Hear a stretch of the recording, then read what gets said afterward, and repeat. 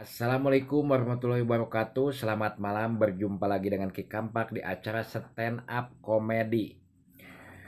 Harum mewangi sepanjang hari. Pusing, pusing, pusing, pusing, pusing, pusing. Ki Kampak rek caritanya, Ki Kampak keur santai, keur babad di saung teh nya. Eta kicrik-kicrik datang deui si Sandi. Aya naon deui Sandi? Pasti nek nginjem duit ya. Cek Ki Kampak teh. Lain Ki, uing emang keur nyawah Ki, butuh jeung meuli gemuk. Lain nek nginjem ieu mah Ki. Nyai kitu mah nek nginjem. Heueuh nek nginjem. Tapi da moal lila sore dipulangkeun, butuh sabaraha? 700 dibere ku Ki Kampak teh karunya. Geus na eta. Satungtung can anggeus masih eta mah diuk we heula hayang udud jeung kopi, ngopi teh jeung Ki Kampak.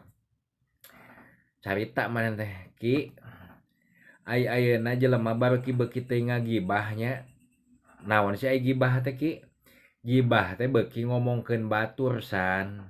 Ayeuna kieu. Da emang jelema mah teu di mana.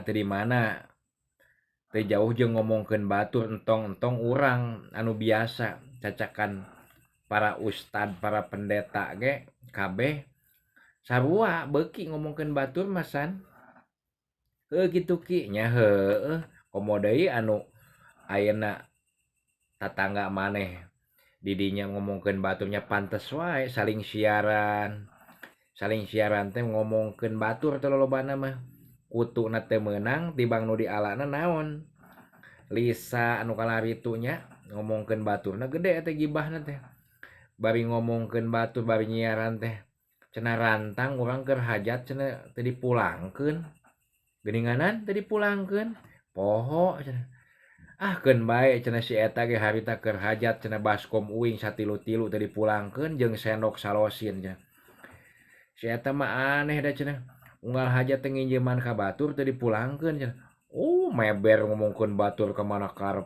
Nepikeun ka diomong-omongkeun. Kamari ge cenah meuli kulkas. Manehna mah nu 2 pintu cenah. Menikot siga anu sombong cenah.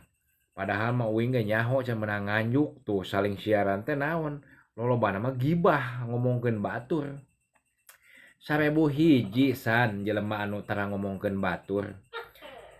Jarang lolobana mah beuki kabeh ge. Teu munapik aki ge kadang hobi sarua da kapancing komo ku maneh. Assalamualaikum warahmatullahi wabarakatuh.